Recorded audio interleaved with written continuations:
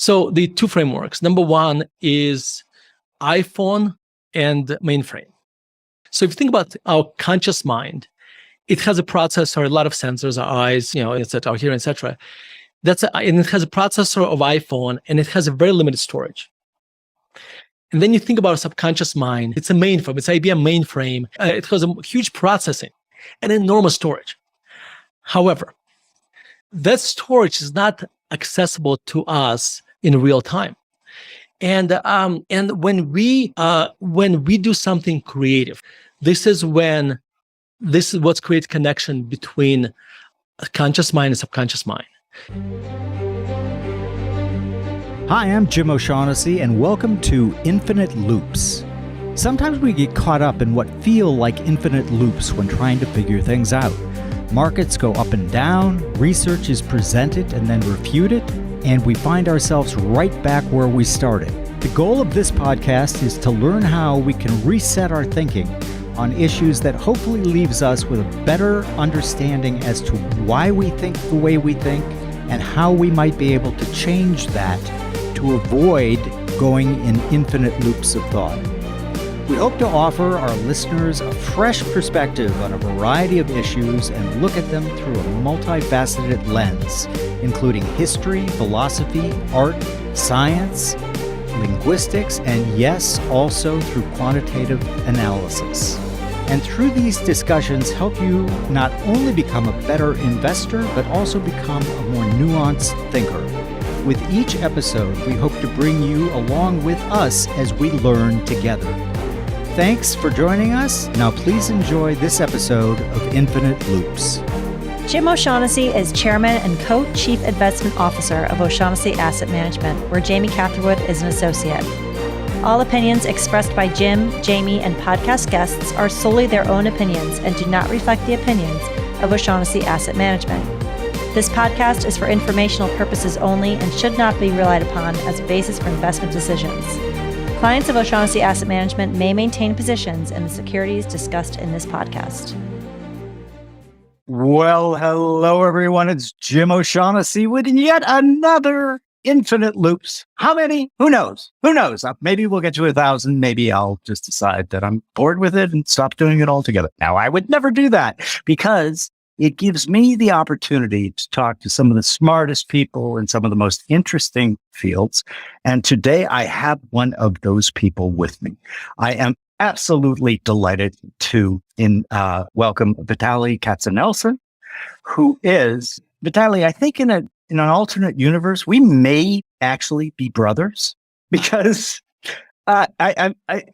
so you're a value investor. I play both sides of that because momentum, and I do the empirical research. You're the CEO of IMA, which is a manager. What we're going to talk mostly about is your book, Soul in the Game, which you very thoughtfully sent me and which I read and loved. But also just like we share so many of the same passions: classical music, travel, art, the stoicism. Oh my God. Welcome. This will be fun. Jim, it's such a pleasure. And I'll tell you, I really got to know you a lot more. And I feel like I know you now through Twitter. And I feel like there are certain observations I have about you there. Number one, you're like the statesman. You're the person who sets the tone for Twitter. This is how you should behave on Twitter. Okay, that's number one. Number two, I don't think I've seen anybody do memes as well as you do. You're the king of memes. And but aside from that, I think just you're so right. You have so much in common. And a lot of times, and I learn a lot to just, if somebody doesn't follow you on Twitter, which is unlikely if they listen to your podcast, they should. Because if I only had to follow one person, I would be following you on Twitter. So I'm very flattered. Thank you. And I am susceptible to flattery. So, well, this is going to be just so much fun. I told you before we started recording that my wife often asks me who I'm having on. And she goes, "Oh, you're the guy who wrote Soul in the Game, right?" And I went, "Yeah." And she goes, you're going to have a intuitive, fun conversation with him. And I think that's exactly what we're going to do. But for people who might not have read the book and might not know your background, you were born in Russia. You made it to America. And I want to start there. I want to jump in there because it's such an interesting story. And I'd like you to also concentrate on something that I picked up from the book, which was when your aunt moved to America prior to you, you initially kind of labeled her a traitor, a spy, and then there was a transformation. But I'm going to leave it to you because you tell the story so much better. Yeah. So it's very important to understand. So I was growing up in the Soviet Union, kind of a Soviet Russia, and I cannot, like now looking back, it's amazing how brainwashed I was. It's just incredibly. In fact, what I realized how important movies are as a medium of brainwashing. I remember there was a movie like mid 1980s where a guy lives for United States and he's treated like this is like the worst person in the world. Like I remember in this movie, this is like you can't do anything worse than that. And so these things little by little shape you. And also like when I was, I don't know, 10, 12 years old, they would take us to movie theaters and they would show us these documentaries, which would basically portray Americans as this people without a soul that only care about money, lynch black people, and poisoned everybody with hamburgers and French fries. And of course, the hamburger story is completely true, and French fries. And so my father has two younger sisters. The youngest one lived in Moscow, and we lived in Murmansk, so it's far away. So I would come to Moscow once or twice a year to see my grandparents. And I remember, so I was born in 1973. I remember sometime in late 1970s, for some reason, my aunt disappeared and my cousins. And, like a 6 or 7 year old, you kind of don't think about it. But then at some point you ask the question, where are they? And my parents said, well, she moved to Siberia. They couldn't find a job here. They moved to Siberia and it's very far away. That's why we don't see them. And as a young mind, you're like, okay, your parents tell you this, that's true. Fast forward to 1988 or 1989. The Berlin Wall already kind of broken down, like either coming down or already came down. Think, and I just watched like the movie I just referred to. I just watched it maybe recently, just, it's still fresh in my head. And my father tells me, like we told you about your aunt who lives in Siberia. I'm like, yeah. She's like, well, she's not in Siberia. She's in the United States. And like the first innate emotion, the reaction is like, she's a traitor. Like, this is my aunt, my father's sister. Like, I know her parents. Yeah. And that is the first thought that came to me. And then my father said, well, listen, she lived in 1979. What happened was, and this is very typical story of Russian Jews at the time. So you couldn't really leave Russia to go for the United States. There was impossibility. So, but Russia would allow you to immigrate to Israel. So Russia, a lot of Russians, what they would do, they would get on the plane, and luckily there was no direct flight. Maybe there was, but I don't think there was a direct flight to Israel. But there were direct flights to a lot of European cities. So what they would do, they would fly to Vienna or Rome. This is where most immigrants went. And they would show up to American embassy and say, well, we were going to Israel, but really we want to come to the United States. And I think there was some American legislature that made that very, very simple. This ended up in Brooklyn. And like when you watch Moscow on the Hudson, that kind of was describing your life. And what was interesting about this, I just mentioned Moscow on the Hudson. I remember when I watched Moscow on the Hudson for the first time, and I want you to picture this. Imagine a huge apartment building, huge, like that has maybe, I don't know, hundreds, maybe thousands of apartments. And then in the basement, it has a very large space. And what people would do, this is like 1980s, like now late 80s, they would basically take a VCR and connect maybe several TVs to it. And they would play American movies dubbed into Russian. And this became our cinema. So if you wanted to watch new American movies, if you wanted to watch Rambo, if you wanted to watch whatever, Schwarzenegger and Stallone were huge then. Or if you wanted to watch Moscow on the Hudson, that's where you would watch it, because they would not show it in the movie theater. And of course, every single voice there was, kind of the same person played all the parts. Didn't matter. And the quality was horrible and everything. But this kind of underground movie theaters changed our perception of what America was. Now, this is very interesting. What you don't realize, most American movies are kind of shot on the coasts, either New York or Hollywood. or Los Angeles, somewhere there. So like what was my perception of America? Skyscrapers or palm trees. And then, so this is like this is 1991. My aunt invites us. So at this point, I'm already embracing America, okay. And my family like is coming to America, and our trip actually was like most immigrant story has this drama. Our story has the opposite version of this, because when we flew from Frankfurt to New York, I think Pan Am, there was a Pan Am flight, they oversold economy class. So we were actually, we flew first class. I love it. To the United States. But anyway, we arrived to Denver, and I have this incredible shock. First, number one, we just came from Moscow, because, and in Moscow, it was incredibly cold. It's like insanely cold. We landed in Denver on December 3rd or 4th, whatever, and it's 70 something degrees. Everybody's wearing shorts, which is a shock, because, that's number one. Number two, I look around and it's just and this is kind of average, like typical America, right? Very few skyscrapers, maybe in downtown, which we don't see at first. Just a lot of flat buildings. There's a lot of, 3-4 story buildings. And that was a shock too. So anyway, that's kind of my kind of coming to America story a little bit. I love this story for so many reasons. And one of the big reasons is the idea that you and I think a lot about, and that is this idea of social programming. Mm-hmm. And very few people being aware of how programmed they are. It doesn't have to be a totalitarian USSR. It's any culture, and some do it intentionally. And usually there's ways to figure out when that's going to be filter failure for them. Mm-hmm. And you mentioned it, like the underground movies were presenting a very different version of America. And so the idea that you can also reprogram your conditioning, I think, is something that we both would probably assign a truth to. Yeah. Oh my God. That's almost we're jumping 50 chapters into the book. Yeah. I've been thinking so much about it lately. In fact, like in the volume 2 of the book, the stuff I'm working right now, that's all I'm writing about. That's all I'm thinking about, because so we have like let me give you a couple of frameworks, which actually I don't think they are in the book. And if they are, I don't remember if they are. So we have like conscious, subconscious mind. Okay. And I'll give you and by the way, like it's kind of interesting. I'm talking about conscious mind and subconscious mind as if I know what I'm talking about. And brain is one of the most complex organs we have, and we know a lot about it, but still very little.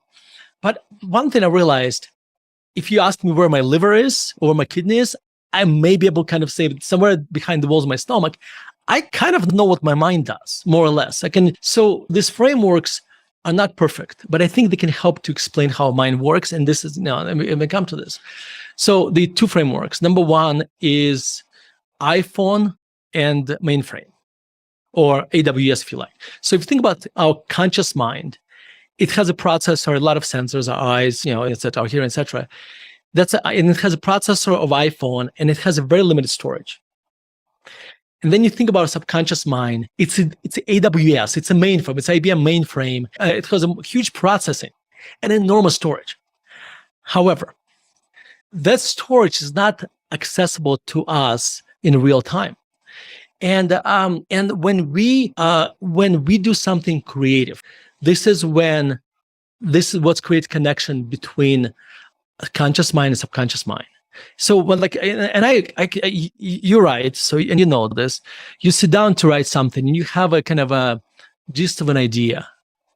And then when you finished it and you read what you wrote, it's almost like you read it for the first time. It's almost like you did not write it, because that came from this dance between conscious mind and subconscious mind. Okay. And also when we do something, and this is very important, when we do something many times, when we, the example would be when you drive a car. Like your kids are a little bit older than mine, but like yesterday, my 16-year-old daughter was driving a car with me for the second time. And I'll tell you, we're driving on the road, and if she wants to change the volume of the music, suddenly the car goes left or right. Right. Because what's happening, everything is happening in her conscious mind.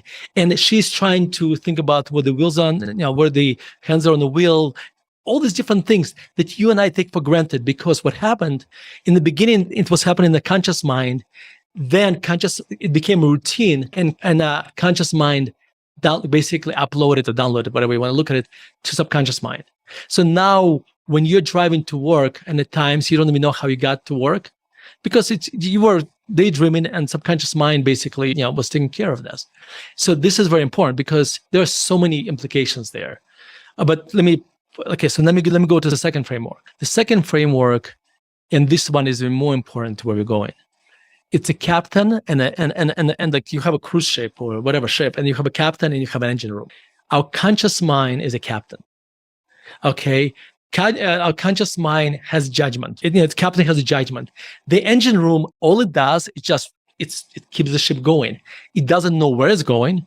It gets instructions from the captain. So why is this important? Because our subconscious mind, does not understand irony, does not understand sarcasm. So when I say, "Oh, I'm an idiot," you basically sending instructions to your subconscious mind. You're an idiot. And so we get to, through our conscious mind, through our conscious actions, I would argue, and this is very, very important, we get to reprogram our subconscious mind. And so whenever you have an innate response to something, usually that comes from your subconscious mind. Whenever you take a breath and kind of tweak your response, that subconscious mind kicked in. And the reason this is important, I have this story. I have two friends. Both, one is Matt, and he lives in Seattle, and I call him the Jesus of Seattle. And I have another one, Darren. He lives in Denver. I call him the Moses of Denver for geographic, religious reasons. And Jim, they are the nicest people I ever met. I never heard a single negative word from them, either one of them. And they're my heroes when it comes to being kind. And when I say a negative word about, like, whenever I was talking to Darren, I'm asking him about this person he works with. Like, I know how I would have responded, but Darren phrased it like, he responded in a very neutral way. Why is this important? So I don't know how Matt and Darren got programmed, but this, in their innate subconscious programming, is automatically being kind. And what I would argue is that the words you use program you. Over time, you become what you say. Okay. So I have this goal in my life, and this is real. Like, I want to become kind, but I want to be innately kind. I want to be like them. And to do this, I need to constantly be kind all the time. And this means is that when I'm eating dinner at 8 o'clock in the evening and I get a call from a telemarketer, I am as kind to this person as if it was my father. Okay. And because if I do this enough, then it's going to take very little effort for me to be kind to everybody all the time. So to get to your point, I think we have this incredible ability to program ourselves, to reprogram once we notice we are doing something that we don't want, something we don't like, we can reprogram that. It just takes a lot of time and effort. So anyway, that's. Yeah. So much to talk about there. We are very simpatico. Just listening to you, I was smiling, as you could see. So I did the piece called The Thinker and the Prover. Mm-hmm. I don't know if you've looked at that. I should send it to you, because when you look at it, you're going to go, "Oh my God!" Like, I haven't, but I would love to see it. Yeah. I'll send it to you. And it is very much a thread to teach people how to do what you've just said. I have been obsessed with the so-called unconscious, subconscious mind since I was a teenager. Back in the 70s, there were a lot of programs that were mostly bullshit, to be honest. But based on some concepts like the one you just outlined that were very, very interesting to me. And so I'm huge on self-experimentation. So it's got to be like, I've got to do it myself first to see if there's any value there. And so there is a tremendous amount of value, what you've just said. And the problem, when you read My Thinker Prover, you're going to see that the thinker can imagine as you've said, the thinker can imagine that they're going to be kind and they'll get kindness in return. If they really believe that, their prover takes over. That would be the unconscious. Mm-hmm. And the prover's like, okay, you're kind. I'm going to prove to you that you are kind. And I'm going to, all of a sudden, you are going to, if you wanted to be like reductionist and materialistic about this, you could say, all you've done is engaged your reticular activating system. When you buy a car and you think it's unique, and then all of a sudden you see that same car everywhere. Yep. Yeah. It's because your perception filters controlled mostly by the subconscious, right? My owner here has decided he likes that green Fiat. I'm going to show him all of the green Fiats because I want him to know what a good decision he's made. And so the prover can prove anything you want it to prove. And this is the part where so many people just say, oh, that's bullshit. I got to tell you, 40 years of experimenting with this stuff, I know N equals 1, but it works. And so I love your idea about, okay, I'm going to program myself to be kind. Can I give you one example? Just so something happened to me. So I was working on this. I have a real data point, again, N01, just like yours, but this happened to me.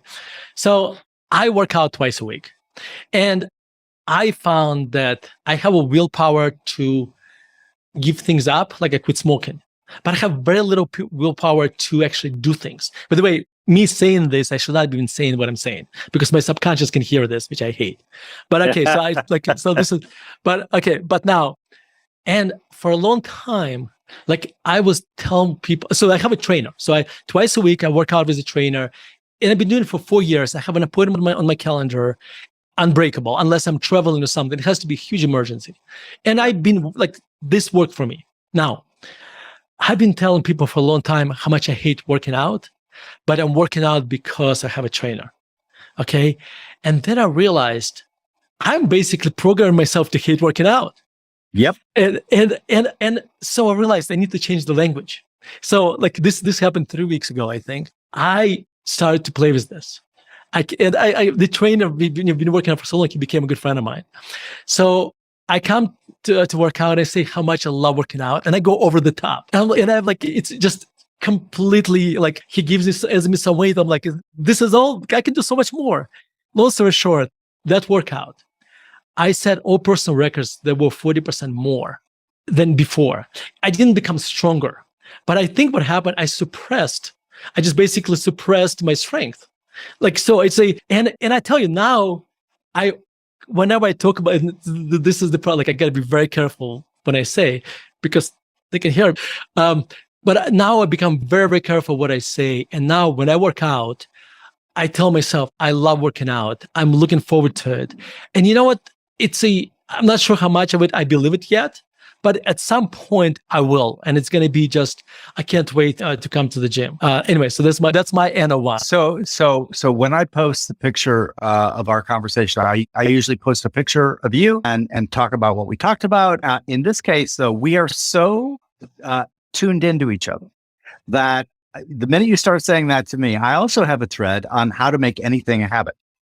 Because, and by the way, the answer is exactly what you're doing. And I tried it on myself, of course, because I, like you, hated working out, and reprogrammed myself in 15 days. And with me, though, I didn't even notice.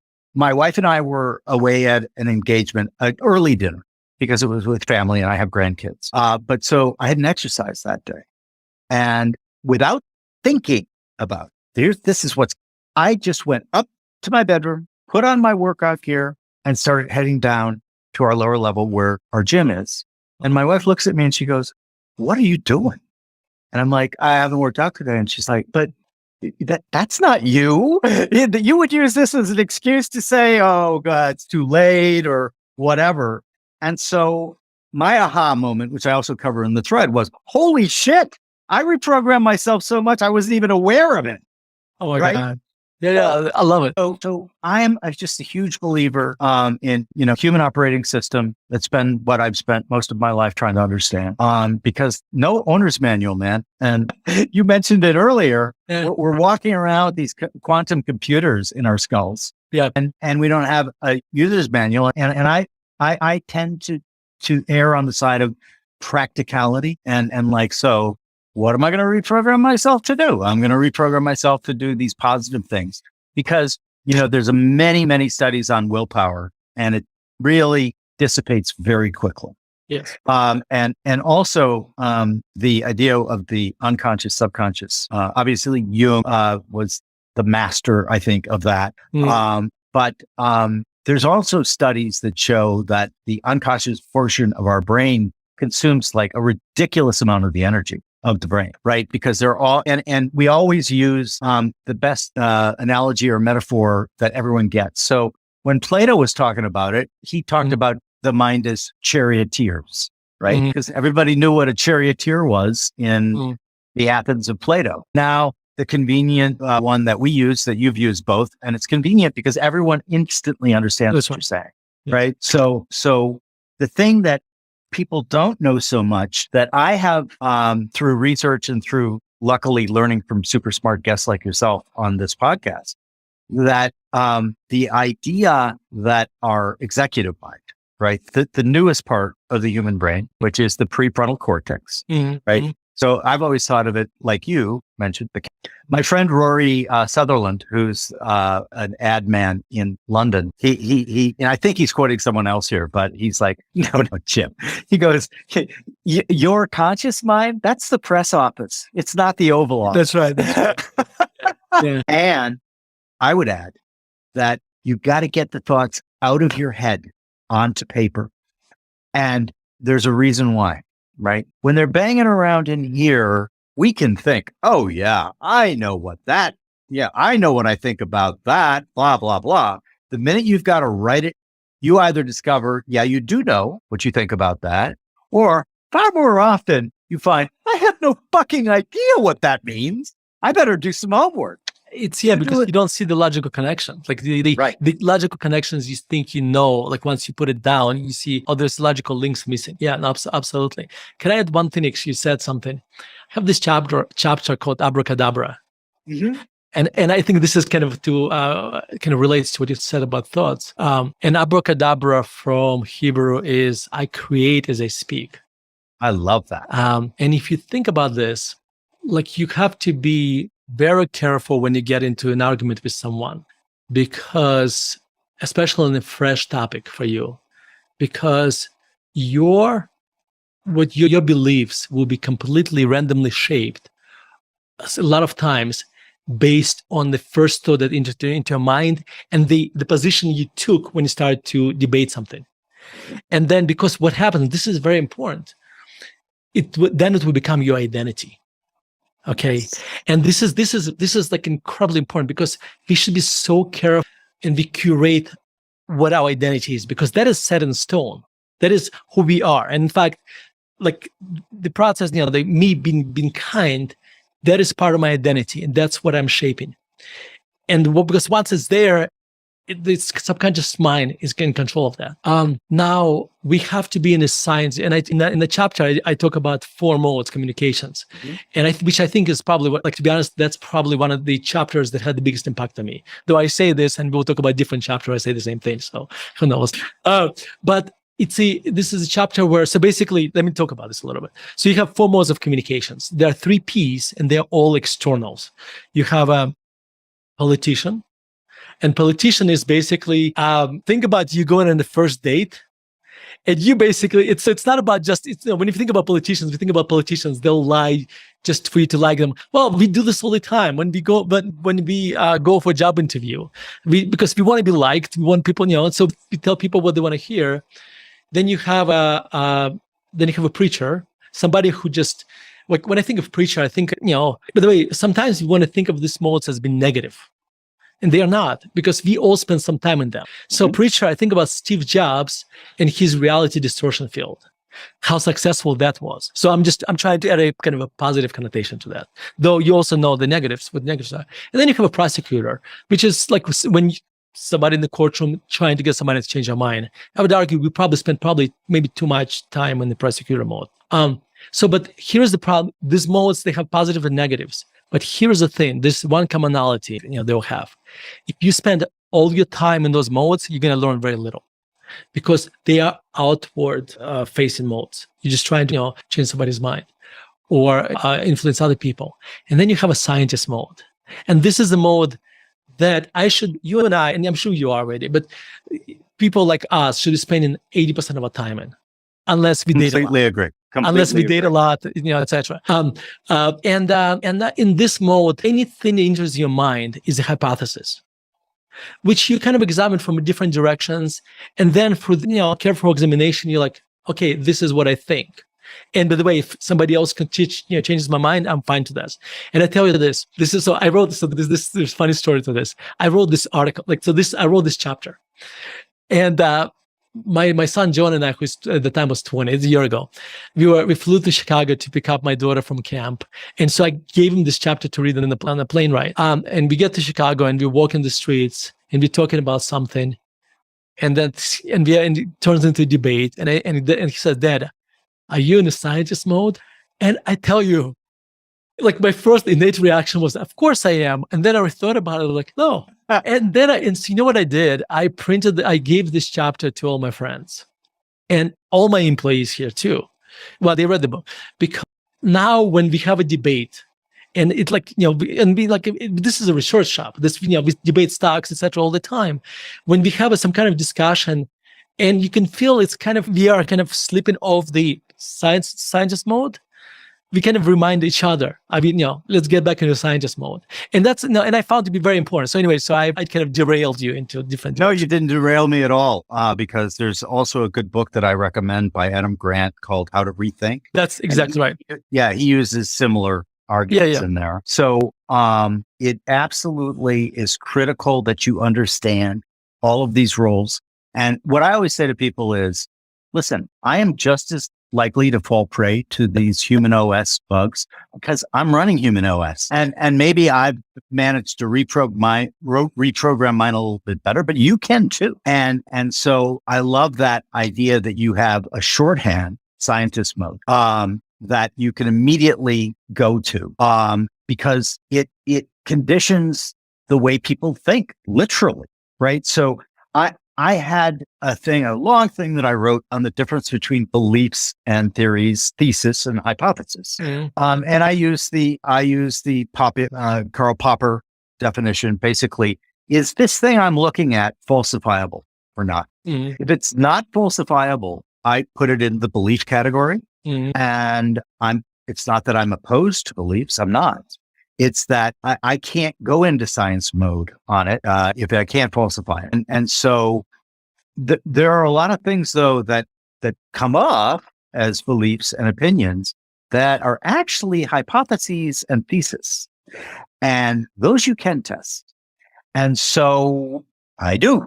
And like one of my biggest aha moments, because, when I was young, I was a real proselyte. I believed in the power of quantitative factor investing. Like I wasn't hearing it. If somebody told me that you're an artist and I was younger and I was filled with testosterone and the ego was way too big. And like what I realized was that guy was wrong, not entirely wrong, but you do have to spend some time in the proselytizer or preacher mode. But it's just, I had the great good fortune of like really failing badly with a startup called Netfolio. And I just learned so much about how I was wrong. But where that leads you to is, if you let it, is to the place you're talking about, which is kindness, open-mindedness, and realizing that you're probably wrong, are such power. They're almost superpowers, honestly, because, you could talk about kindness as putting good karma out. I don't, whatever your reference set, that's fine. And then I took it a step further. I'm like, I bet I could test all of this. And so, Wittgenstein, I think, said, don't look for meaning, look for use. Meaning, like, is this you or not? And I always think of, the astronomy system that was completely wrong. And yet it was useful because they were able to navigate ships much more successfully using Ptolemy's at astrophysics. Well, then along comes all these folks like Copernicus and say, this is totally wrong. It's actually the sun that's the center of our solar system and not the earth. Of course, all of the faithful decry it and say it's heresy and, progress happens one funeral at a time. But the point is, even though I'm not making the point to say, oh, look at those idiots who followed Ptolemy, right? Not at all. I'm saying, yeah, he was wrong, but he gave the world an extraordinarily useful tool that allowed for our expansion, for our traveling, for everything.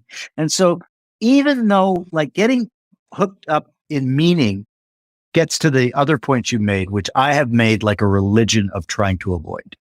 And that is, I'll die on this hill. Mm-hmm. When something becomes part of your identity, and if you read Influence, you know that is like one of the first hacks into human OS is get them to state something publicly, because then they will they will put it with their identity and they will become very protective of it.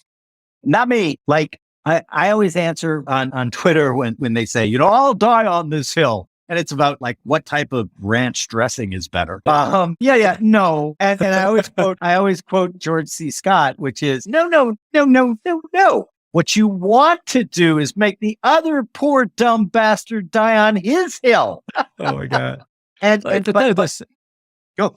Yeah. No, I was gonna say just this is why, like when I write investment, like when I write articles about stocks, yeah, I'm so cognizant of that. Because I just put, I just put my thesis out. And then you want to make sure it doesn't become your identity that I'm the guy who thinks this stock could only go up. And what was amazing, and actually I really enjoyed it actually, surprisingly, when I wrote a bull thesis on the company, things changed. And I wrote, this is why I was wrong. This is what changed, and actually received tremendous amount of intellectual satisfaction. But I think this is not innate to us. We have to program it. Totally agree. One of the things that I got in the habit of doing a long time ago was writing out say I believe, let's just take free speech. I'm kind of a free speech absolutist. Mm-hmm. That doesn't mean that I don't understand that there are situations like yelling fire in a crowded movie theater. That ain't free speech. That is agitation. That is, you're being a bad boy. And so I understand those limits on free speech. But I also got in the habit of writing the opposing view up. And I did that because I know that like a lot of things I believe are probably wrong. And so I at least should know what the other side of this is thinking. Sometimes there's not a unified in fact, I find that a lot. There's not a unified side on like either thing. I would say though that like my friend Chris Williamson says, if I can infer all of your political beliefs by you telling me one of them, you are an ideologue who, in my opinion, is brain dead. And so the importance of writing out the other side is you see all the holes in your own argument, mm-hmm. which don't readily make themselves apparent to you. But B, it doesn't happen often, but sometimes I've written out the other side. I'm like, they're right. But it creates a straw man. And I think the reason or a steel man, sorry, not a straw man. And I think you got that intellectual satisfaction because that's what you were doing. And the thing that I can't believe, but here we are. Like, I am always willing to say, I don't know, right? Or like, Jim, what's your opinion on crypto? I don't have one. Because it's, and I have a little bit more of one now. I'm kind of developing one, but I am not well informed enough to like speak on that topic. And so like, I have a lot of friends who are my generation and they're like, you really ought to be talking about the dangers of like, listen, okay. Yeah, they exist. I articulated them in many thoughts and talks with people, but like, I don't know the flip side and the good use case side. And so I'm just maintaining, we'll see, right? And like one of my favorite authors, Robert Anton Wilson, who's not read his stuff, you would love his stuff. And he was 50 years ahead of his time. And he's quoting somebody else. And I think I put it up on Twitter not too long ago. It's like, do not decide that you understand things too quickly because you are probably wrong and you are murdering what could be a great idea in its infancy and entombing it. Because again, that's the prover saying, yeah, that's wrong. I'm not going to even look into that any further. The other thing about your writing that I really enjoy and share is that that's kind of the way, at least unless I'm reading you wrong, that is kind of the way that you think. And kudos, man, because A, it's not easy to do. B, it becomes a little addictive when you start thinking that way and like you start running everything through that, right? Yes. Yeah. It's kind of interesting. One downside of that is a horrible for marketing because, when you go like, because when you see people on CNBC and they talk about something without a single doubt in their mind, because they have, they have this confidence just bleeding from, in reality, like if you've been investing for a long time, you realize things are a lot more complex, a lot more nuanced. In fact, I think one of my favorite words became nuance, because absolutely, because nuance basically says that when the things are complex, and therefore, yes, there is this side and there is another side, and I started, so I try to look at in the world kind of in a nuanced way. And by the way, I'm not like you told a story about your book. I'll tell you this. Let me tell you my story. So I write the book is 95% done or something, and I sent it to a few friends of mine, and I get this, like some of them give me this very, very negative feedback. Like it was really negative feedback. So one of them said, you should not publish the book. And another said, like, well, so I pick up the book and what I do with that, like where does it take me? And here's the interesting part. And this is meditation, and it kind of comes in a little bit. I observe myself getting angry at them, and I observe this negative reaction. But the good thing is I was observing this, and I thought, okay, like what if they're right? And then I started to think about what they said. That version of the book did not have an introductory chapter. And the introductory chapter, which I wrote after that, basically provided the map for the book. Because guess what? This book is not your traditional book. And so, because the person picks up the book, starts reading, suddenly I'm jumping to somewhere else. And so that feedback from my friends made the book a lot better. And some of them, and some other ones suggested I move the chapters around, this kind of thing. But actually, I ended up writing the kind of breaking the fourth wall at the very end because of that. So, but I think even our innate response is kind of negative, we should observe that and kind of identify that, and then give it yourself a few minutes a day, whatever, and just come back and fix it.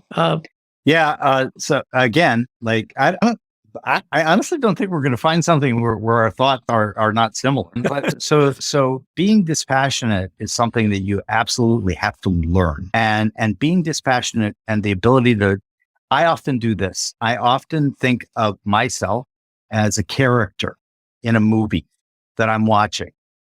And then I think, what am I going to actually say when he does and says this? Uh-huh. And more times than not, I'm going to be like, what a fucking idiot that guy is. It's kind of interesting. This is very interesting. So I started to play chess over the last couple of years, and because of my daughter, but there was something very interesting. So I started to watch a lot more chess videos, and what I observed is this: when you play the game, like, and then what often happens, like actually I've seen this happen at tournaments a lot. Two people play the game, and then after this is a bit of chess. They go back. Somebody won, somebody lost, or whatever, or draw. They go back and study the game, both of them, the two opponents. But then here is the very interesting trick: they don't say you or me; they say black or white. And what it does, it's basically it's not about you or them. It's about the game, and it's about white pieces and black pieces, because chess is a lot more. It's a like you can be completely in a scientist mode because it's math, So that's kind of like, but you observe yourself kind of as a character, Or they just basically depersonalize it and say black or white. Yeah. And if you do it enough, it just becomes an automatic thing that you do. And I find that what you really have to be is, if you have a very difficult time, you're very doctrinaire in your beliefs, then none of this is going to work for you, because you will just feed, like you said, your subconscious is listening when you say I'm an idiot. And according to my thinker prover thing, the prover is going to start proving to you that you are in fact an idiot. And so, thoughts become things become words become reality. But, when I was young, I did a little mathematical formula, which was silly. But the basic nature of it was, so there's energy of thought, right? This is outcome. I'm trying to determine outcomes. And I started math formulas on everything. Like I still do it. And I really shouldn't. I create an algorithm for everything. Maybe because I'm just lazy, right? And the algorithms are so good. Anyway, so energy of thought times energy of action times energy of random occurrences squared, right? And if you think about that for a minute, two things come out immediately. Number one, you can be the most brilliant thinker in the world if all of that energy of thought number is 100, right? But the energy of action is 0. 0 times 100 equals 0. Yeah. So thus that gave me the impetus to put everything out, put it on paper, say it, get people talking about it, because that's the way you bring it into the world. I love the abracadabra. I create as I speak. I'm going to steal that from you for sure. I will give you initial attribution, but then over time. But the other thing that's really interesting about this is that when you push them out of your head, you understand whether you understand or not. Oftentimes you don't. You understand, is this something I actually believe? Oftentimes you don't. And what happens then is that gives the hook to, maybe my mom and dad or my friends or society gave me this idea. And so it's very, again, iterative, and it allows you to clarify your thoughts. And so I'm passionate about my belief that if you can't explain something in a simple, not simplistic, people often hear simplistic, simple, straightforward manner. And, my hero in this is Fine, the physicist, Richard P. Fine. I mean, this guy could do this better than anyone. Him and Claude Shannon are gods, and they would go on my Mount Olympus. But it also bleeds over into what you're talking about. You said, hang on, emotional reaction, anger, because we're human beings. If people say something that we've done is shit, we might take that personally. And I get it. But if you're going to be long in our game, you have to have a very thick skin. And because hero, goat, hero, goat, hero, goat. And so I'm absolutely fine with that. But I want to turn this into a question. Is that a rule? Because this is new. I like this. Is that a rule that has changed other areas of your life or your behavior? Standing back, saying, I would be angry, but I got to see why they've said, yeah. Tell me about that. Before I answer this, actually, I want to make one comment, because there's a lot of geeks, investment geeks listening to you. And I want to kind of make one elaboration what you just said before, and then so when we do research here and we build financial models, a lot of times we start with what I call a tablecloth model. It's because everything you can have, we throw into this model in a spreadsheet. But we don't buy the stock unless we fold this model into what we call a napkin model, something incredibly simple. Okay. You know what? Because at this point, it means we identified what really matters. Yeah. See, okay. So let me answer your question there. So that has a tremendous impact on me, because there's this framework: event, judgment, reaction, and what I try to do is to event happens, and you're going to say reframe, right? Yep. No, I think the ability to reframe is a superpower. continue. No, absolutely. No, absolutely. And I try to reframe. And if it's a negative, I try to reframe into positive, because a lot of times what we think are negative are really not negative. They could be neutral or positive. Yep. And then then therefore your reaction is going to be different. I remember you loved the Aikido, like my Aikido analogy. And that's because the beauty of that is that it consumes so little energy. Just reframing, all you have to do is look at things, look at it differently, and suddenly there's a story I tell in the book, which is not that exciting story, but we were driving through the park with my kids and my aunt, and I remember that. Yeah, and I like it. We're driving my wife's minivan, and I want to stress it was not my car; it was my wife's minivan. and I have a friend, David Roney, who I put on the podcast and I'm doing some stuff with now. He's this amazingly skilled, massive skill stack guy. And that's his current thing. The wife is saying, I think we need a minivan. And he's like, it's not going to be my minivan. That's right. No, but I'm stressing it for a different reason, because we ran out of gas and I was driving her car. So just, because, and so we ran out, so we're in the middle of this beautiful park. I have my kids and suddenly we're out of gas, stuck in the middle of nowhere. And I don't know why I reacted this way. And because my wife is we're out of gas, and she's and I'm like, well, listen, if we are in the middle of this beautiful park, what if we just if we did not run out of gas, but if we just stopped here and spent 30 minutes an hour, would we look at it as a problem? No. Also, and this is something I told her. I said, imagine we drove through the park and nothing happened. We would have absolutely nothing to talk about. This would be just another time we drove through the park. Now we have a story. And it's kind of interesting looking there is another part to it. I remember my son, Jonah, I think 18, 19 years old, he got a speeding ticket, his first speeding ticket. And we have a rule, if he gets a speeding ticket, he's paying for it himself. And I'm talking to him and he's visibly upset. But what I was shocked about, he was not upset about the money, because he had to pay $250, which was most of his money. Like that, I got pulled over, I got a ticket, and there is no story. It was so boring. It was so boring, and I'm thinking, my God, I'm this is awesome. This is exactly you should be going through life and looking at life as if you're when something happens to you, a lot of times this is just you're talking about your character in a story, right? And I'm as a writer and you as well, we kind of programmed for that because we are looking for this. My father, and the paintings behind me are my father's. I read you all the time, and so I see your and work. So we would when we traveled. And he always painted when we go on vacation, etc.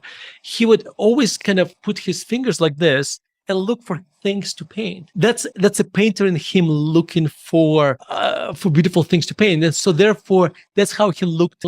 That's how he saw beauty a lot more than I did, because he always looked for it. And I would argue, as a writer, reprogrammed me to always look for stories. And that's another upside of writing, by the way. Anyway, it's totally true. And people would often ask me, why are you still doing this? Why, we sold our company. I'm retiring from OSAM and I'm starting another company. They know that, by the way. Obviously, it had to all be pre-approved. But they're like, what? Why? And I'm like, I live for the stories, man. I mean, some of the experiences that I've had would technically be looked at negatively by many people because they judged it on that particular outcome.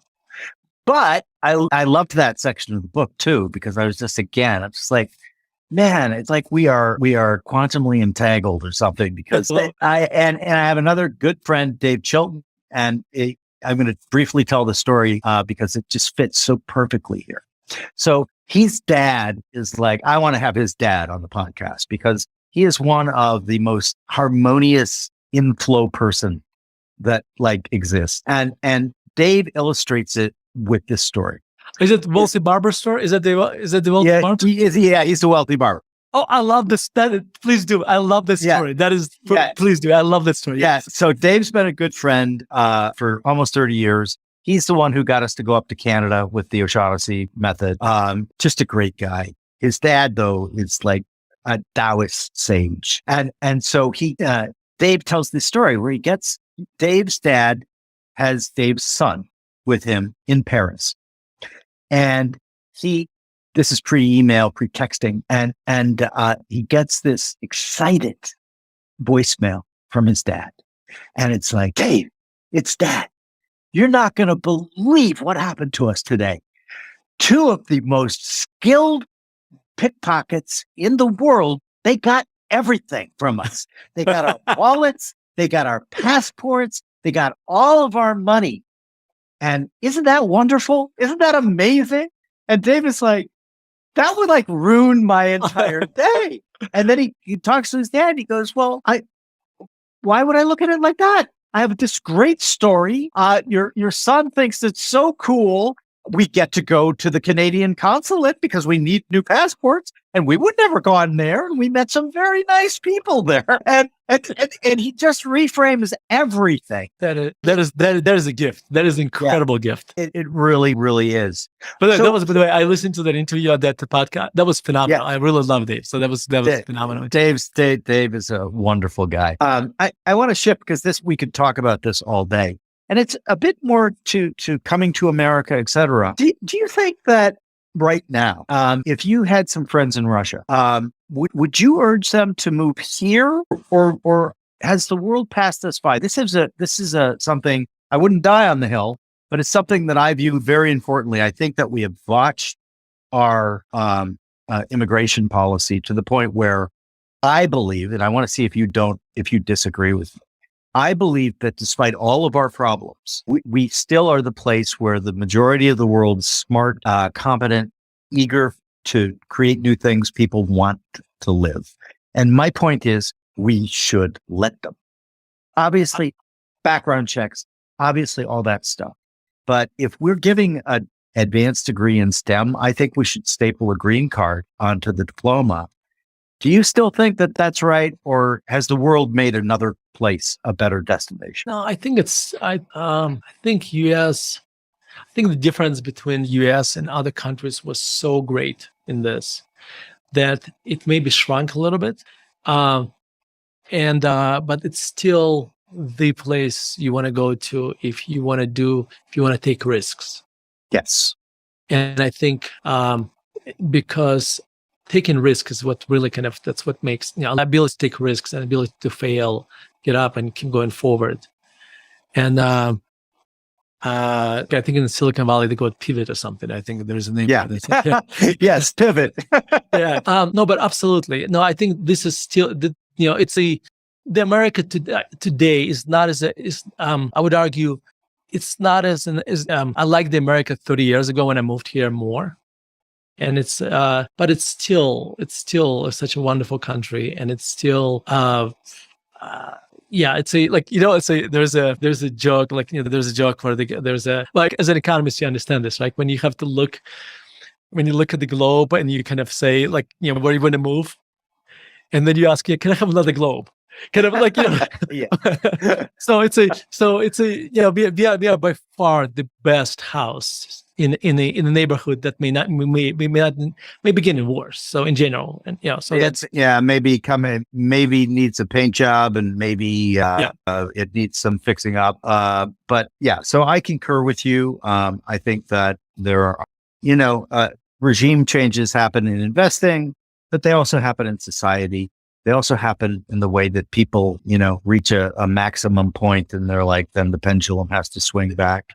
That's the word I was going to use. I think pendulum is the right word here. That's, we go from one extreme to another. And then, so I'm hoping the pendulum is going to start swinging the other way. So I think it's going to be, I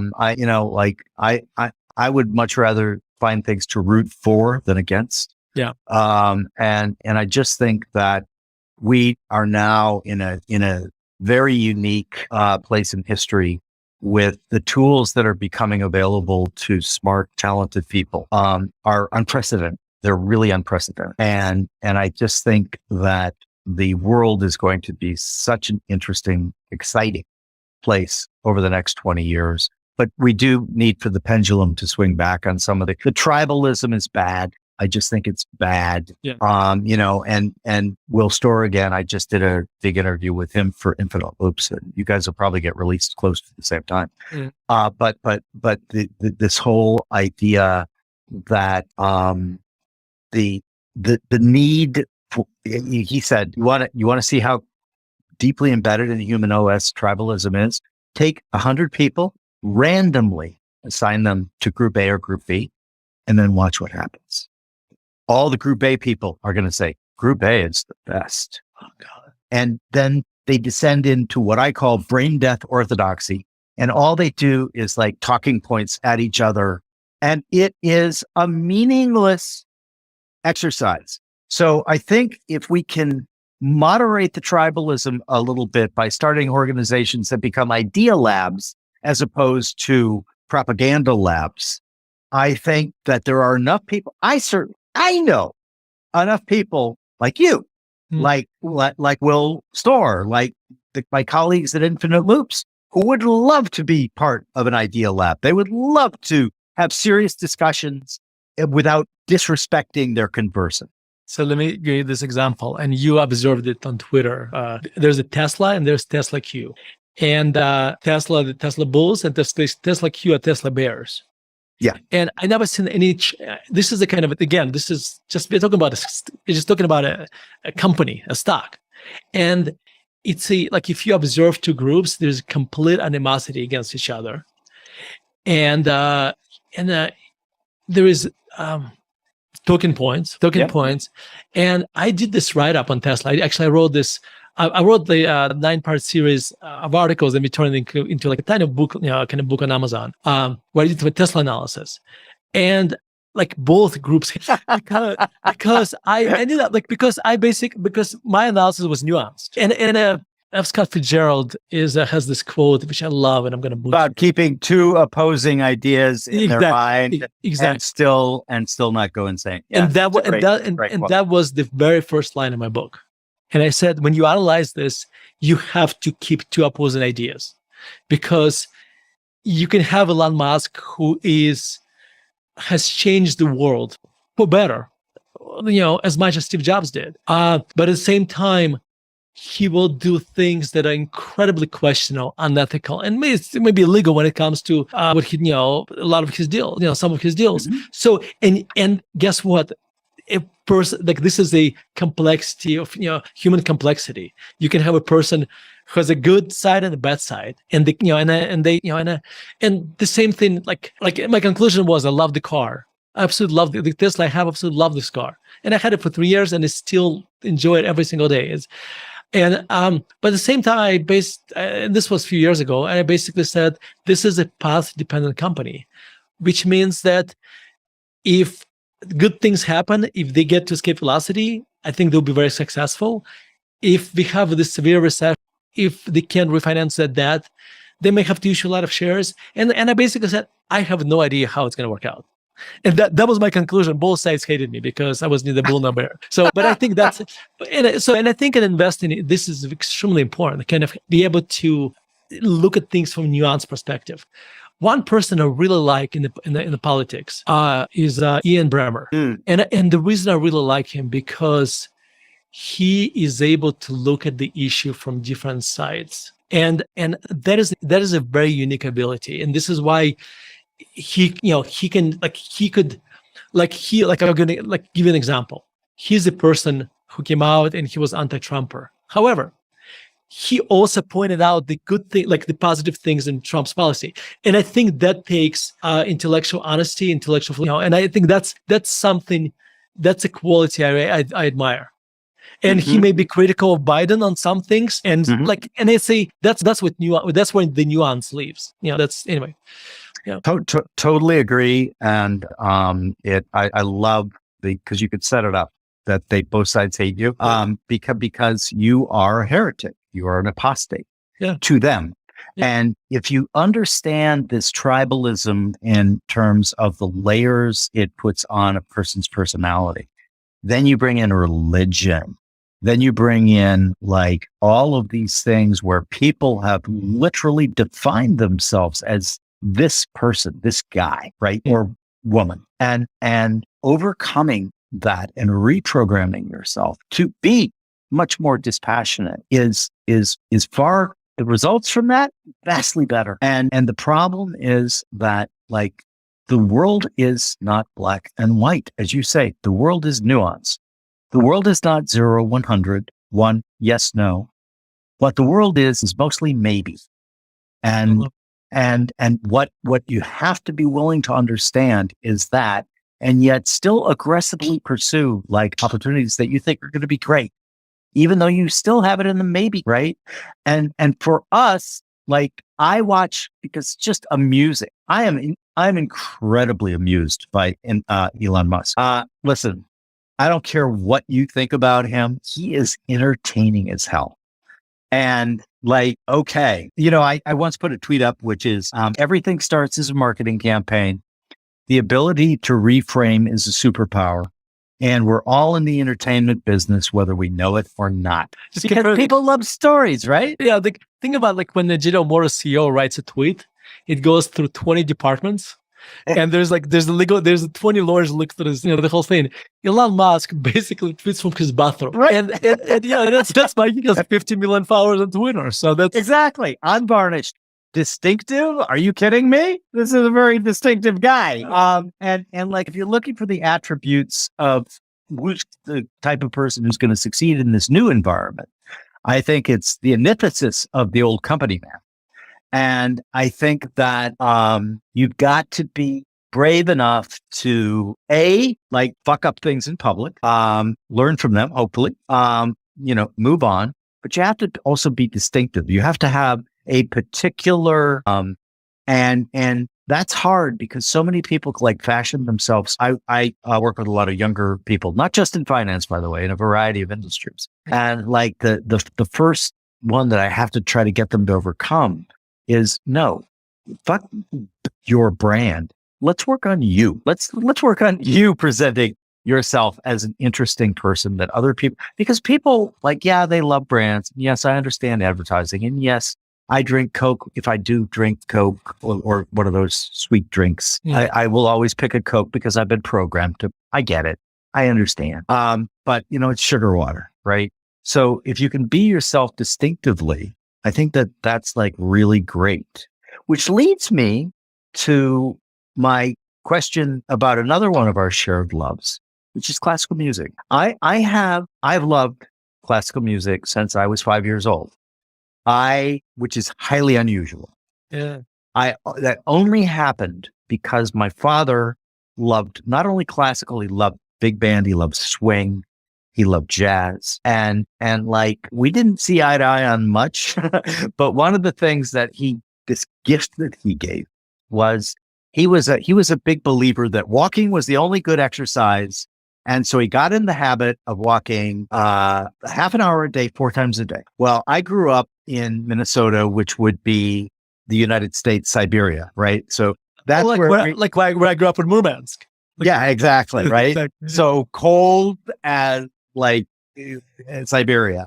But so in the house I grew up in, we had a very long hallway. It was kind of a Frank Lloyd Wright style house. Mm-hmm. And so a very long hallway. He was also into music and stereo. So, and one section of the house was the family room. That was at one end of this very long hallway. And the other section was the formal dining room where my dad would spend most of his time. But when he was walking during the winter, right, he walked from living room to family room. And it was a reasonable walk, right? Yeah. And so he would put music on. And I only know this because he told me this, but it fits. He said, one time I came in, you were about 5 years old. And you were sitting in the family room with your eyes closed. And you went, Jim. And you looked at me and you go, what are you doing? And he had Bach on, Johann Sebastian Bach. And he said, I looked at him and I said, Daddy, what is this beautiful, almost magical? Oh my God. And then so I just dove in. I loved it. To me, it's like speaking another language almost, because I saw a fun quote where it said that the reason that music evolved really was that mathematicians wanted to hear what math sounded like. Let me ask a question. I hate when people ask me this question because I struggle with the answer, but I'm going to ask you anyway. Who is your favorite composer? Yeah. I mean, it is literally, this is a no-win because I honestly don't have a favorite composer. So I turn into a quant and I say, well, I'll tell myself who my favorite composer is by Spotify. Yeah. And then the answer is Bach. Bach. Yeah. I love the mathematics of Bach. That does not make me not appreciate the romantics. That does not make me not appreciate newer music. I love it all. And so like, wait a minute, I thought you were a Mozart guy. And again, see what we're doing? We're trying to divide into groupings. You can't be both a Bach guy and a Mozart guy. Of course you can. And you can have tremendous admiration for, fill in the blank. I know that you have a different answer. So you're going to tell me now. No, it's kind of interesting. I have many answers because when I write, a lot of times I listen to Bach. Yes. And the reason for that, because just somehow it just, when I'm stuck, really stuck, and maybe I just trick my subconscious to believe that, I listen to the opera because I feel like it works like a plunger for the writer's block. But I think I gravitate towards Russian composers. Brilliant composers, yeah. To Tchaikovsky and Rachmaninoff, because somehow I love both of those composers. Guys, and I think the emotional content, like I just need this huge emotional content, and that's what they offer me. But you are so right, because here's why.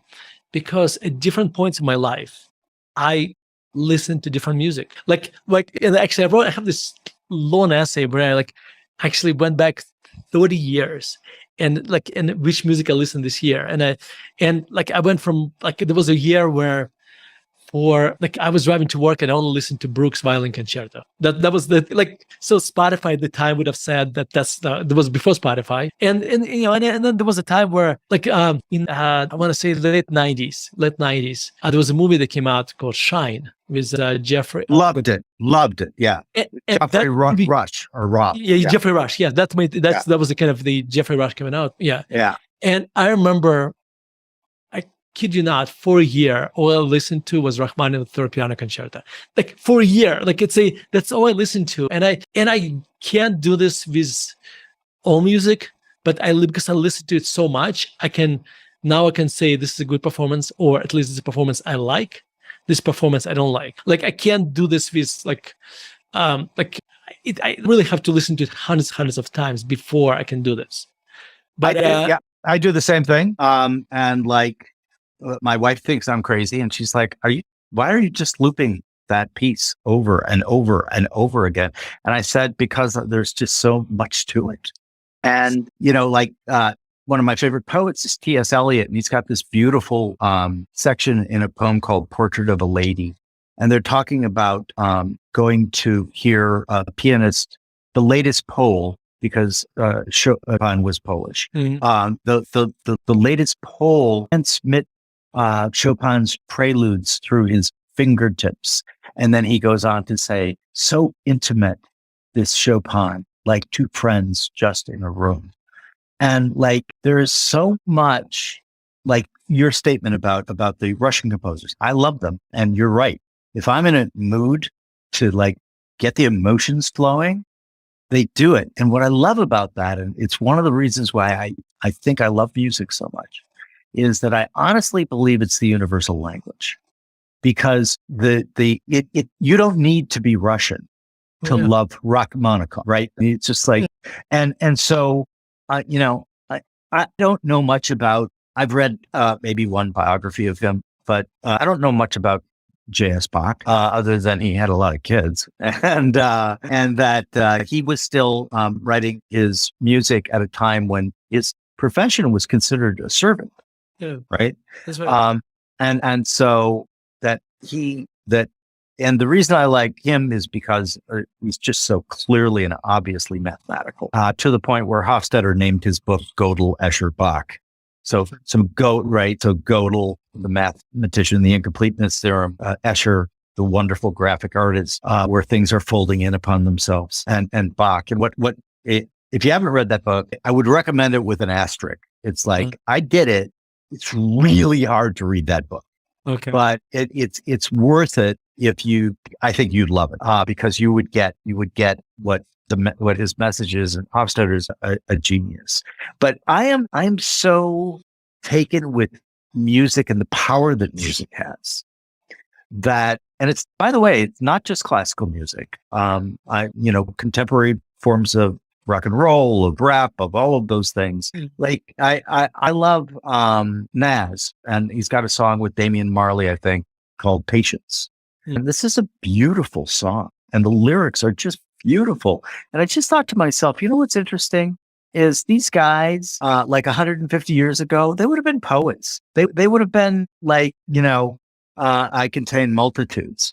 Pink Floyd would have been philosophy professors at Oxbridge. And so the ability to reach people, because music goes like memes, by the way.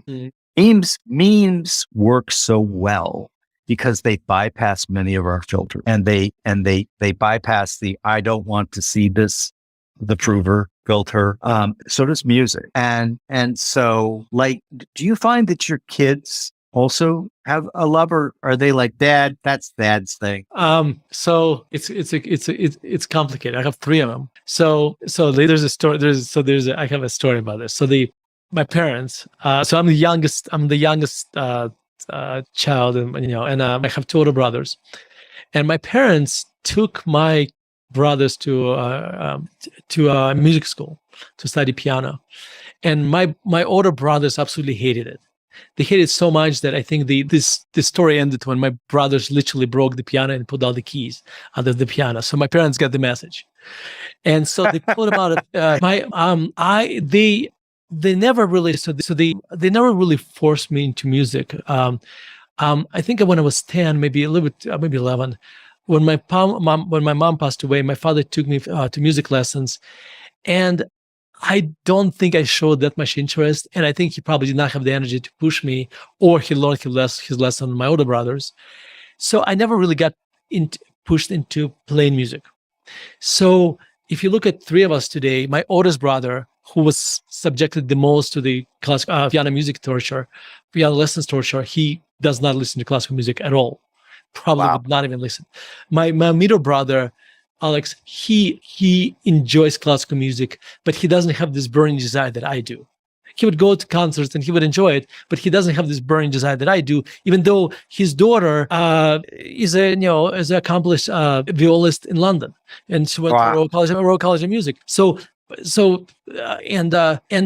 when it came to my kids, I had to be very careful. So I pushed them a little bit to study piano, to my two oldest kids. Neither of them showed an interest, and I did not push them too much. But one thing I did, we would listen to classical music in the car. We would listen to it at home, and this is very, very important, because I think the reason I liked classical music, and the reason you like classical music, because you were introduced to it on the background. You were not forced into it. Classical music is complex. It has many, many layers. If you listen to Tchaikovsky, I'll give you a very simple example. Tchaikovsky Symphony No. 4. I was in Sydney, Australia, and I went to this performance of this symphony where the Vadim Ashkenazi was a conductor, who is a phenomenal conductor. Yeah, I listened to the symphony for the first time. Did not do anything for me. Like, I walked out of the performance, and did nothing for me. I talked to my father about it, and he said, "This is weird, because this is my favorite symphony." Jim, for the next 3 days or 4 days in Australia, all I listened to for 6 hours a day, that symphony. Now it is my favorite symphony, one of my favorite symphonies. Why? Because it's classical music is complex. Not all of it, but Tchaikovsky symphonies, they're complex. There's and for you to see this complexity, you have to listen many times to connect the dots. Because here's what happens. This, I'm going to run this analogy by you. Tell me if it makes sense. When you go on vacation, like you're going to go to an island, somewhere you're going to go to the vacation, and you really want to go there. And the anticipation of going to this vacation brings you as much pleasure as actually when you get there and you get on the, And I think this is what happens to us when we listen to classical music on the micro level. Because you listen to this and the next part is about to come. And this gives you a tiny little dopamine, because you kind of I like this part, and this again, it may take milliseconds, but it happens over and over again. And I think that's that's what happens to us when we listen to classical music. Now I have a third child, Amia. She's 8. So we took her to classical music. We took her to piano lessons, and she said, "I'm not going to go to piano lessons." Okay, so it's fine. So fine. And then, like literally 6 months ago, we have a piano in our house, which is basically just a piece of furniture because I don't play piano. So it was just, it's kind of relic for my kids. And Mia sit down and started to kind of tinker with that and started to compose her little music. And then I said, well, why don't we take you to piano lessons? She's like, no, I don't want a piano lessons. And my wife says, well, the music school, there was a yogurt shop right next to it. She's like, and so this gets more interesting. So she started taking music lessons and she likes it. She comes back and this is the funny part. She had a new music teacher, and the music teacher's trying to get to know her. And she's like, what kind of music do you like? Do you like more? And she's like, do you like some music from Disney? And, list the songs. And Mia says, no, I like this. And she starts playing like just a few bars of Per Gynt, from music from Grieg's Per Gynt. Wow. And then she plays a few bars from Dvorak Symphony No. 9. Like this is like, wow. Yeah, not. I'm just. I don't know. I don't want to overstate that, but just enough so you can identify what it is. And this is, but here's the key. And this is, if people who are watching us listen to us are parents, I think the lesson here is that you want to listen to classical music, in front of your kids. In your car, you take them to classical music concerts. And when you take them to the concerts, they probably will not want to go. I promise. Then what you do, you offer them bribes. In my case, the reason, I think part of the reason why I got into classical music, because my parents listened to it. They would take it to a symphony or to operas, and they would buy me desserts, during intermissions. That worked for me, and but it's a very gentle. It has to be very gentle endeavor. Because it has to be. Just because here's what happens after they listen to it enough, because it's complex, they'll, when they're older, they may hear this music and it's going to click with them because it's been deposited in the subconscious already. So they're not hearing it for the first time, and suddenly they listen to it. So my older kids today, they will go to, they will not listen to classical music on their own, but they will go to classical music concerts, no problem. We'll listen to classical music in the car without objections. But though a lot of times I have to listen to their music as well, but then that's fine. Yeah. So I was sort of a similar unfolding of that with my kids. I was chairman of the Chamber of Music Society of Lincoln Center. Mm-hmm. And so we're constituents. I was also on the board of Big Lincoln Center. And one of the fun things that I did that I found my kids were really responsive to was I made sure there were always tickets there for them. And at the time they were living in Manhattan. They've subsequently moved out here as my grandchildren were born. And that was it. It was like, I would invite them to like the soirees where we did the concert. It was fun. Mm-hmm. But I would just kind of make, hey, we've got the tickets. You just let us know if you want to use them. And under that, they just felt a lot of freedom to be like, oh, my daughter-in-law, married to Patrick, is actually an accomplished pianist. And so it was kind of her little push with Patrick, but it was a completely non-invasive way to let them enjoy learning about or discovering classical. And so I think you're absolutely right. I love the tying in to it, the little treat, because that makes sense to me. I love that. I'm gonna go for that for sure. I'm looking at our clock here, and I'm gonna have to have you back on because I haven't even got to the central thing that I wanted to talk with you about, your book, which is amazing. But I have a couple other questions. Yeah. Obviously, we're both finance guys, and we're both finance guys who are really interested in a bunch of other stuff. And by the way, I find that profile again and again and again when I meet people in our industry. But soon after you got married, you said a friend gave you some really simple financial advice, which you yourself say was advice that changed my life. So I'd love it if you told our listeners what that was. Yeah. So I was 28 years old. My friend Mark was 38. which if you think about it, like he was probably double my age, like because of the amount of wisdom he had, so he basically set us down and said, listen, for you guys to have a happy life, you don't want to be strained by finances. And it doesn't matter how much money you make. If you don't spend it wisely, you always going to be running out of money. You're going to be in debt, and debt has its own costs and interest, etc. So you're going to be, you're going to be in a rat race. He said, you want to create a budget, okay? And he's like, well, you list your rent, your income, your expenses. And I gotta tell you, at that time I was a CFA already. I'm like, listen, like I'm a CFA. like I was a bit insulted at first. Okay. And he kept going. And he said, and so most people, when you say, you know what your income is, when you say expenses, people would say they're my cable bill, my rent, my utilities, this kind of thing. He said, those are the things that come to mind to you right away. However, there are a lot of other expenses that happen. It's just they don't happen this month or on a regular basis. They just happen in different time frames.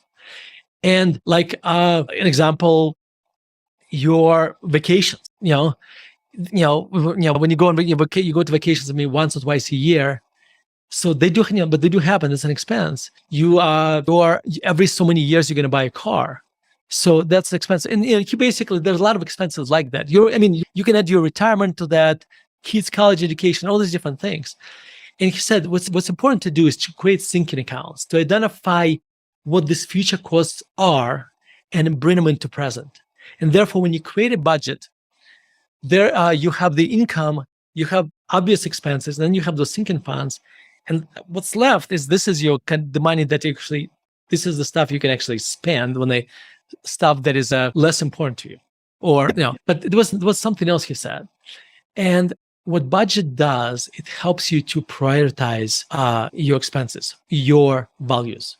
Let me explain what I mean. So a lot of times we do things in our life mindlessly. Like we go to Starbucks on the way to work because at some point in time we went to Starbucks on the way to work. And we buy coffee, and that's because that's what we've done. And we end up spending sometimes thousands of dollars. Now, if you receive a tremendous amount of joy from this, then that goes on a higher level of your expense. If this means absolutely nothing to you, it should go on a lower level. Yep. And maybe you find that your vacations are more important than that. So therefore, because no matter who you are, unless you are Bill Gates or whatever, no matter how much money you make, you could still run out of money if you don't spend money wisely.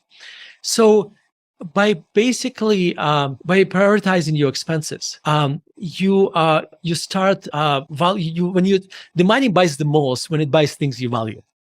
Okay. And I think that's really the key here. And so by you creating the budget, you mindfully, and this is the key, going through your budget and say, this matters to me. And therefore, this waterfall, if I run out of money, after I paid for my vacation, my college, my kids' education, whatever, that I don't have money for Starbucks, well, it wasn't that important to me anyway. But again, I'm not in and I think this was very, very important to me. And then there was another layer to this. If you look at so money doesn't buy happiness, or does it? Well, maybe a little bit. Okay, so let me. So money can. There is a symmetrical relationship here. Below a certain level, lack of money can cause a lot of unhappiness. But after a certain level, the incremental dollar you make brings you a lot less happiness. Okay, we agree on this. However, what you find is that when you spend money on experiences, it actually buys you more happiness, because I was listening to a podcast, and the guy was telling a story how Arthur Brooks was telling a story how when he got married, him and his wife were broke, and on the first wedding anniversary, they were just they had this fight. What they're gonna do, because he wanted to buy a couch and she wanted to go on the beach, and he said. They came to an agreement. They went to the beach. I could have called that one. Yeah. And he said the interesting part. He said this was like 30 years ago, and I don't know how many couches we had since. I don't remember the couch we bought after that, but that vacation, that trip to the beach, that actually I can still remember this. So what we make a mistake at times that we think the tangible things are tangible. Actually, experiences, our memory is actually a lot more tangible. So there are certain things I'll tell you the things where at this point in my life there are 4 things when I spend money on, I have a very loose budget.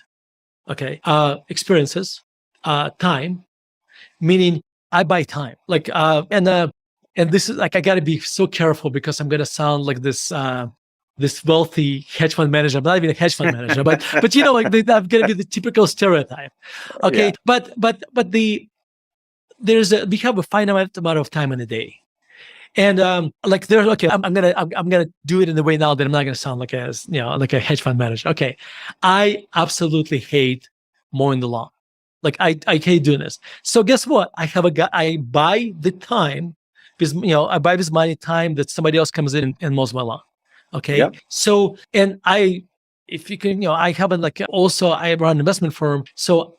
To schedule this interview probably took about 10 emails between your assistant and my assistant, right? Yeah. You could have spent this time doing something creative, high value time, or you and I could have been exchanging emails. And so that's why you and I have assistants who do scheduling. So you and I are buying time. And so to me, that's important. Another thing is health. When it comes to health, I only can live once. So when I go to and then this point in my life, I can't afford this. When I go to the store and I buy tomatoes, I don't look at the price of tomatoes. Okay. And the last thing, education. There's this is very important. I tell my kids that they can buy as many books as they want, as long as they read them. And that becomes part of that's why they read this. My daughter reads as much as she does because she knows as long as she keeps reading the books when she buys. But this is an important point I want to stress. I have very little, I have a lot of more, I'm losing those categories because they are the most valuable to me. But I still live in the same house we lived we bought 18 years ago. Until recently, I had a car for 12 years. So my point is, there are things I just don't want to, I'm giving up something as well because I'm making just a living, but it's not a limited amount of money. Yeah. Well, again, this is now I'm starting to get a little freaked out because we did everything the same. I too said to my children that they could buy any amount of books they wanted. I would always buy them books, and I didn't even make the condition that they had to read. And we made our average Saturday when my children were younger was always to go to the bookstore, and the biggest one that we had. And literally we would spend almost the entire day there because the kids would end up, I'm really not exaggerating. My middle daughter, well, both of my daughters, my middle daughter is an accomplished author, and she has her second book coming out. My youngest daughter is a stand-up comedian, but it turns out she has talent for writing as well. Patrick's written about, Kate has 4, she's got 2, one out, one coming out, 2 more contracted for. So that also feeds in, right, to experience over a thing, right? So the experience of all going to the bookstore every Saturday, just got them habituated to reading. And the other thing I did, if you were at my house here, you would see I have a very, very big library. And when my kids try to use me pre-Google as Google, I would point at the bookshelf and say, look it up in there. Because that also just feeds that curiosity, right? And so I think this is nothing you and I have in common because I make a big deal about going to bookstores with my kids. And honestly, you can't, and then it gets to the experiencing self and remembering self. And Danny Kahneman, I spoke to him. I was lucky to sit in on one of his private things put on by my friend Annie Duke. And he's very passionate about the difference between the experiencing self and the remembering self. Because the remembering self, that's what the experience is, right? And I too, just like you, I I'm very loose on experience budgets, especially if they can involve my entire family. Yes. And so like it's not even close. The trips and we're going to get to this, and then I'm going to invite you back because this is going to have a part 2, because I want to talk about your book too. But so, well, we actually have been, but the experience just so outweighs anything. Like the first time we were in Africa, we had the entire family. And if you haven't been to Africa, oh my God, you've got to go to Africa, because it's almost a spiritual experience. And I'm not like a spiritual guy. And I was the guy who didn't want to go, right? I'm like, oh, Africa, and of course I just ended up loving it and the African people. But what the memories are, all the memories of, our family experiencing all this together. And then Cambodia, and our guide was exactly my age. And he was one of only 2 surviving members of his class of 50 because of Pol Pot and the killing fields. And he gave like firsthand accounts that made you weep about what he lived through. And like my kids too, it's like whenever we're all together and we're talking about like, okay, happiest memory, most interesting thing, it's all experiences, not necessarily as a family. There were some in there that were just me and my wife, or my son and his wife, or my daughters and their husbands. But like, so this idea of understanding the experiences so far outweigh, like, getting a new thing. So we're incredibly simpatico there. So let's make our last topic, the idea we also share a love and not just for doing it, but for what one could learn of travel. Talk to me about why that animates you so much. I especially love traveling to Europe. I've been to South Africa, which is, I'm not sure it's as real Africa as it's not. Yeah, Botswana. It's like Santa Barbara. It's like going to Santa Barbara. Really. A little bit. Yeah. Well, I think traveling, my best memories are I traveling with my family, like when I was little, but also, so my mom passed away when I was 10. And that was a incredibly, as you can imagine, traumatic experience. But there was this silver lining, which is, I'm almost embarrassed to say this.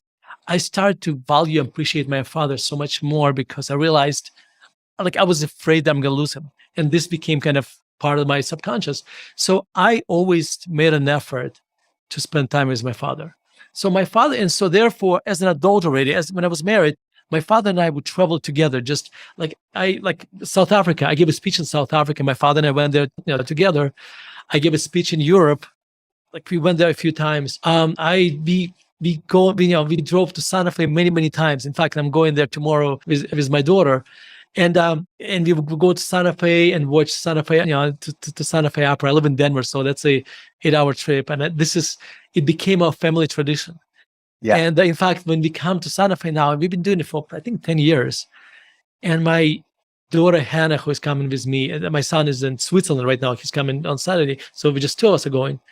I remember last time we were in Santa Fe, my kids we would be walking by something, and my son and my daughter point at something like, "Dad, do you remember this?" And because we had dinner there with my father, or something funny happened. And so traveling became a very important part of my life, because those are it's almost, you experience life. If you think about our lives right now, you probably have the same monotonous life. And to some degree, you come to the office, there's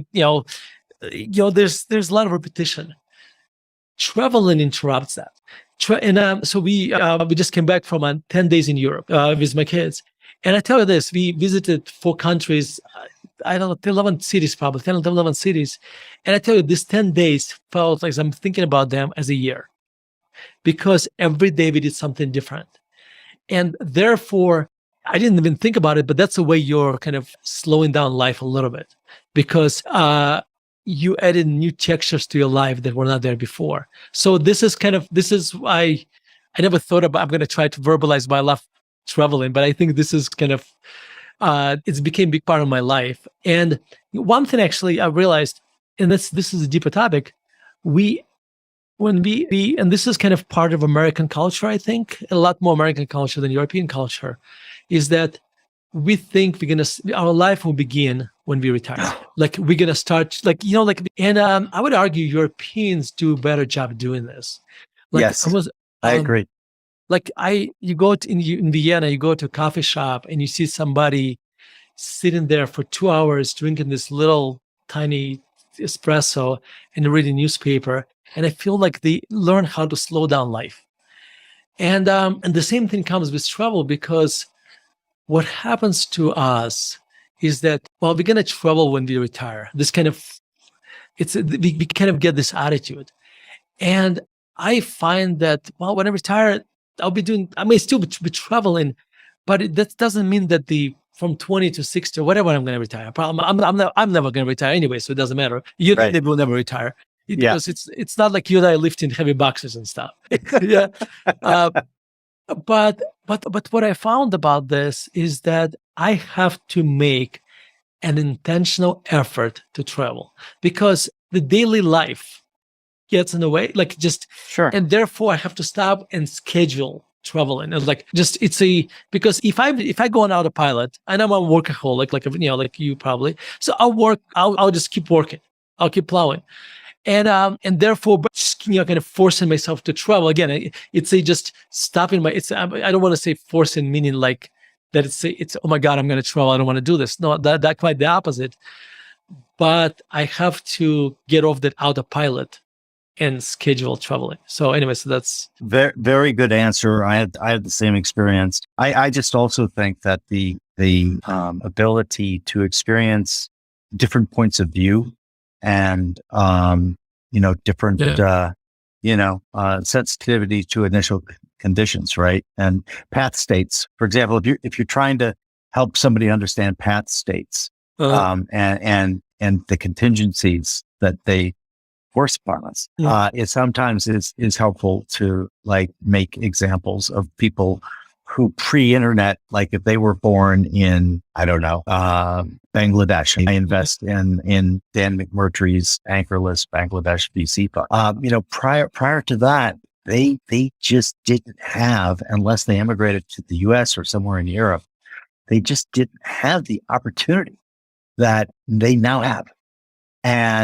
But it's very helpful to, understand that there are different constraints on different mental models. There are different reality tunnels. And the more that you travel, the more you experience them firsthand. Like, for example, if you get a chance, if you've never been, to go to Bhutan, I highly, highly recommend it. I totally agree with your point about we Americans being workaholics.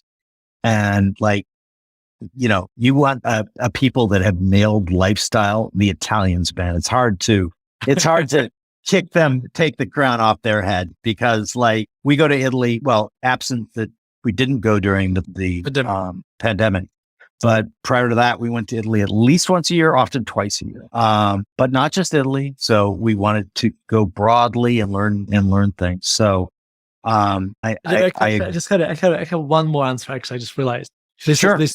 It allows you to expand your myopic circles. And this is what you're talking about. So think about this is let me run this by you. I don't have a single friend who smokes. Not a single, you probably don't have either. Nope. Now, so it's very easy for us to assume that nobody smokes, right? But interesting part, once you identify somebody who smokes, I'm sure those people know, most of them smoke. Of course. Because we kind of and that applies to everything. You can make the same argument about vaccinations. So we kind of live in this kind of little tiny bubble, because we surround ourselves by people we are, we want to socialize with people who are like us. Okay. And this, I'm really just expanding on the point you made, but by going outside of our myopic circle, and that creates myopia, because we think we see the world through only our environment. by traveling, it allows you to see the world through, you expand your circles and see the world from other people's eyes. And you said that, but I'm just kind of giving it from there. Yeah, no, I love that. And I often refer to it as opening your aperture. Yeah. If you're a photographer, the aperture lets in. Yeah. So the more open your aperture can be and the less judgmental you are. I often find that people think they're thinking, but they're just judging. I'm a fan of thinking. Well, so when I put this up on Twitter, as I always do, saying we did it, I'm going to just say part 1 because we haven't. I don't think we touched on any kind of investment things, and you're a bit of an expert there. So I think that we could. Let's do it. I'm happy. I would be delighted to do part 2. So you get 2 bites at this apple, because you're going to come on again. But the question, as you probably know because you listen, that I always ask everyone at the end is, we're going to make you the emperor of the world. You can't incarcerate anyone. You can't send anyone to a re-education camp. You can't kill anyone. But what you can do is you have a magic microphone. And you can speak 2 things into it that will incept the entire population of the world. They're going to wake up the next day thinking that these 2 things are their ideas. They're not going to know that you implanted these ideas in them. And they're going to actually pursue these 2 things in the way they behave, in the way they act, in the way they treat people. What 2 things are you going to incept as the magical emperor of the world? So the first one is easy. Be kind. And this is just because this is something I realized the world needs more kindness. Just let me put it this way. The first one is easy. The second one, God, I would go back to, if I go back to my 18-year-old self, 19-year-old self, I'll tell myself, read Dale Carnegie's book, How to Win Friends, and learn that you don't have to win every argument. Okay, that's a very specific message to myself. Then, but I think I feel like I'm trying to get people to listen to classical music. I don't know. It became like it's almost became this huge passion of mine. In fact, I have this website called myfavoriteclassical.com. where I just put up my articles in classical music. I know, I've been there. Yeah. And I have this article on the front page, which is basically a playlist I created, which I called the gateway drug to classical music. I carefully created this list that if you never heard of classical music before, you can listen to it, and I promise you're gonna love it, because it's not going to have Tchaikovsky Symphony No. 4, because that should be in the second list after you already became a fan. Yep. Okay, that's too difficult. And I guess I would want people to listen to classical music. That's I love them. I love both of them. And you also get the treat of, when we do the second half of this, we'll talk more about like investments and other things like we're interested in. But what's fun about this is, as I was saying to my wife beforehand, I said, I really don't have to prepare. I just know we're going to have a fantastic conversation, and it's going to go where it's going to go. And so I'm delighted that it went to our shared passions. Well, this has been fantastic. Thanks so much. We will make sure that all of those links that I'm going to help you push your gateway drug. So that'll be up on absolutely. So this has been great.